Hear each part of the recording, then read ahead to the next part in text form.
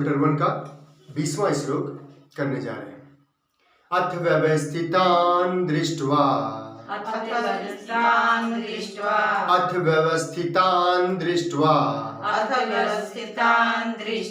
धातराष्ट्रान्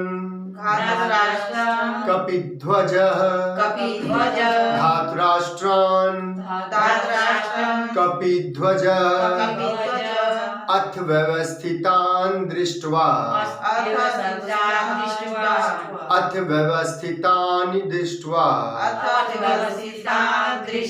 धातराष्ट्रान् कपिध्वजः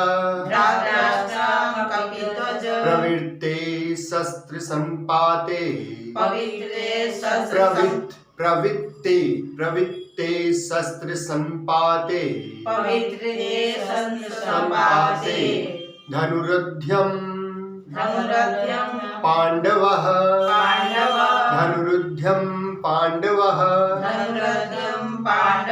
अथ व्यवस्थितान् दृष्ट्वा धातराष्ट्रान् कपिध्वजः प्रवृत्ते शस्त्र संपाते धनुरुद्यम पांडवः। अब जो है अर्जुन को दिखाया जा रहा है कि अर्जुन जो है अपनी दृष्टि को व्यवस्थित ढंग से सजे हुए जो धृतराष्ट्र के जो टीम है, कहने का मतलब उनके पुत्र और उनके पूरी सेना को देखते हैं। और देखने के बाद जो है, क्योंकि शंखानाद हो चुका है, सब युद्ध के लिए तैयार हैं। उधर क्या हुआ था, जब दुर्योधन देखे थे तो वो किसके पास गए थे? द्रोण के पास गए थे। अब यहाँ पर जो है, जब अर्जुन को दिखाया जा रहा है कि अर्जुन जब देखते हैं तो भगवान को माने अपने धनुष को उठाएं और भगवान को बोलते हैं। क्या बोलते हैं मतलब, अब देखिए दोनों जगह में क्या डिफरेंस है।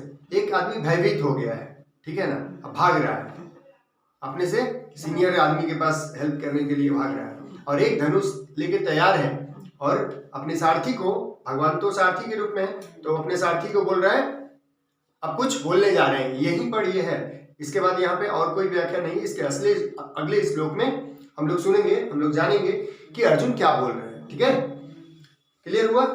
अभी क्या सीन है, सीन देखिए, कल्पना करिए कि अर्जुन जो है अभी तैयार हो गए हैं, देख के उन लोगों को, और धनुष लेके तैयार हो गए। फिल्म में शॉट होता है ना, तैयार हो गए और अभी बोलने जा रहे हैं। Now Arjun is ready for what? Ready for fight. And now he is going to tell something to the sarathi. ठीक है, भगवान को बोलने जा रहे हैं। ठीक है, अब यहाँ पर क्या क्या चीजें देखिए समझने योग्य है, जो बातें समझनी चाहिए। पहला कि देखिए अर्जुन जो है, अर्जुन देखे पहले ध्यान से, किसको देखे? पूरी सेनाओं को। पूरी सेना क्या है? वही पूरी सेना क्या है? विषय है। पूरी सेना क्या है? विषय है। विषय को देखे, और देखने के बाद क्या किए? देखने के बाद अपने सारथी को बोले, अकेले नहीं गए।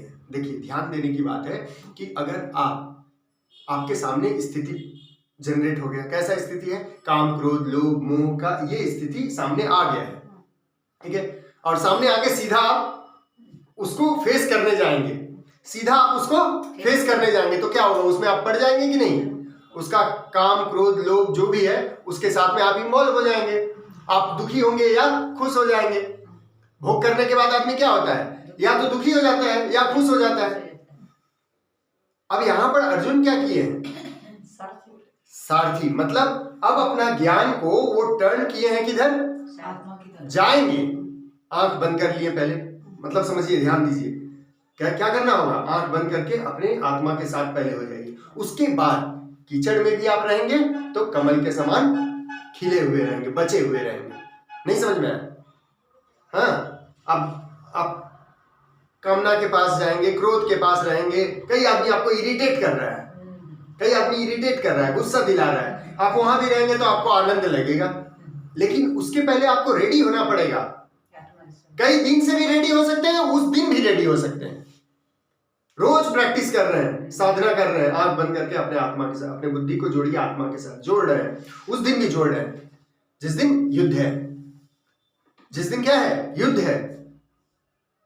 ठीक है, ऐसा सरकमस्टेंसेस परिस्थिति आता है कि आपको उन जगहों पर जाना पड़ता है, ऐसे ऐसे जगह पर जाना पड़ता है जहां जाने से गुस्सा आ जाएगा, जहां जाने से कामना उत्पन्न हो जाएगी, जहां जाने से लोभ हो जाएगा। होता है ना, पार्टी वार्टी में नहीं जाते हैं, हाँ, लाइन से सब मिठाई रखा हुआ है एकदम। अब वहां जाने से क्या होगा, खाने का तो ये करेगा ना, क्योंकि बाहर विषय है और आपका इंद्रिय है। तो विषयों के आप अलग हैं, हमेशा ध्यान रखना, आप अलग हैं, एक विषय है और एक इंद्रिय है। उनके साथ जहां आसपास होगा तो क्या होगा, वो लोग भोग करेंगे।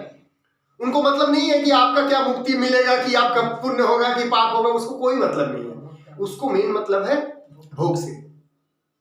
तो सुख भी भोग सकते हैं या दुख भी भोग सकते हैं। ठीक है, आप अगर क्रोधी हो जाएंगे, ऐसा जगह गए जो 2-4 गाली बक दिया, आपको क्रोध आ गया, अब आप उसमें इन्वॉल्व हो गए। उसमें इन्वॉल्व होने से क्या हुआ कि आप मारपीट होगा तो दुख तो उत्पन्न होगा ना, है? ये चीज है।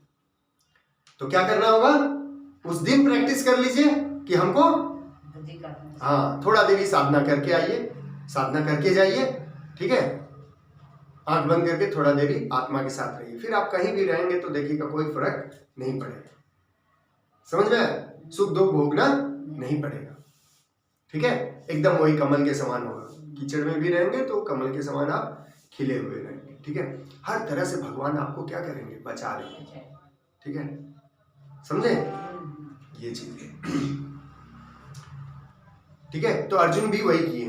अर्जुन अब अपने भगवान के साथ हो गए, अपने भगवान को बोल रहे हैं, कुछ भी प्रश्न है, कुछ भी बोलना है, कोई भी तकलीफ समझ में आ रहा है कि आपसे क्या हो रहा है, आपसे क्या हो रहा है, समझ नहीं आ रहा है ना कि करना क्या है।